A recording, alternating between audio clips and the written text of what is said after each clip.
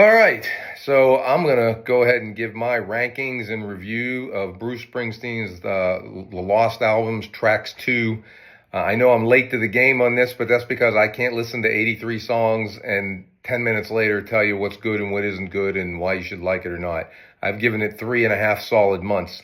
I've listened to each of the albums all the way through individually many times. I've listened to the entire tracks too, from start to finish, all the way through, and I've listened to it on random just to pick up different songs. So what I want to do today is tell you what my favorite album is, and then we're going to do a countdown going forward. But my favorite one of the, by far, I think by far the best of the Lost albums is the Streets of Philadelphia sessions. I'm going to tell you that I think that would have been a great addition to Bruce's canon had he put it out back in the middle of the 90s when he recorded this material, coming off of Human Touch and Lucky Town, puts out the single for Streets of Philadelphia, and then backs it up with this album 6 months, a year later. I don't think there's a weak song on the Streets of Philadelphia sessions, and I will go out there and say I think there's 5 or 6 songs that you could argue are in the top 100 Bruce has ever written. I think there's 2 that I would argue are in the top 50. And I know that that's dangerous territory, and everybody's rankings are different, and I don't think there's a top 10 song on here, but this is great material and really fun to listen to. There's depth to it. There's some fun to it. And every song just flows into the next one in a way that really feels great. So I'm going to tell you that my favorite 2 songs on the album, and the songs that I think are potentially, for me, they're probably close, right at the top 50 level of Bruce songs all time, are Something in the Well and One Beautiful Morning.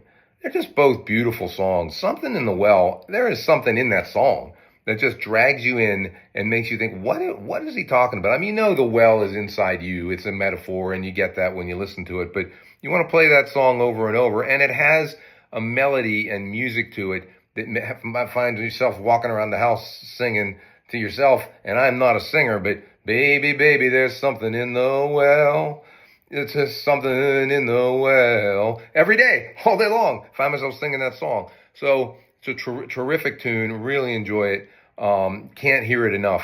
One Beautiful Morning, maybe the most upbeat sounding song on the entire Lost albums, which is ironic because when you get into the detail of what the song's actually about, it is actually rather sad. But the song itself it just feels uplifting when you listen to it.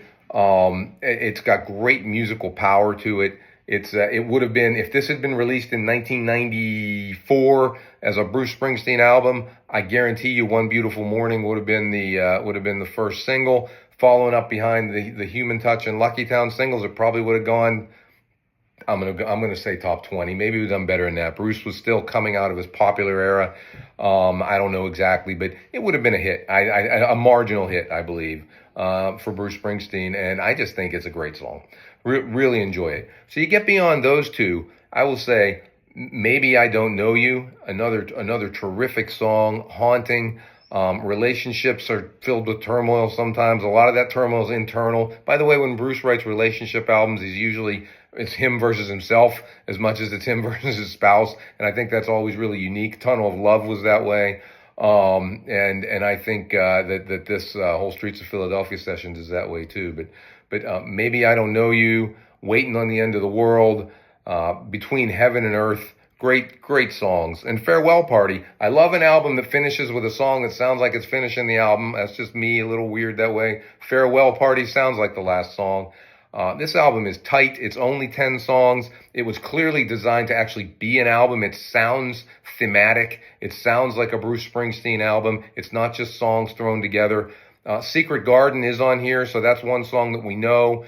And that's a little different because you've heard it for 25 years and then you put it in here, and it's a little different mix, I'm pretty sure, than they had in the original single that came out with the Jerry Maguire movie. But it fits in. It fits in with the theme of the album, and I believe it probably was originally recorded in these sessions with this. So, number 1 album of the Lost albums, the Streets of Philadelphia sessions.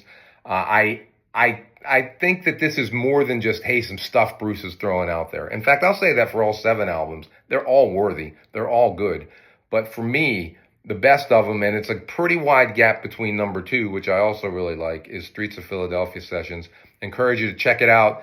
Spend some time with it. If you're a Bruce fan and you're like, I don't know what to really do with all this material, maybe his music in the last 10 or 15 years hasn't all caught you. This is one that I think that you would really jump into the Streets of Philadelphia sessions and those 10 songs, listen to them a couple times through, and you're going to be like, wow, that's a great album. Thanks. Everybody have a great day.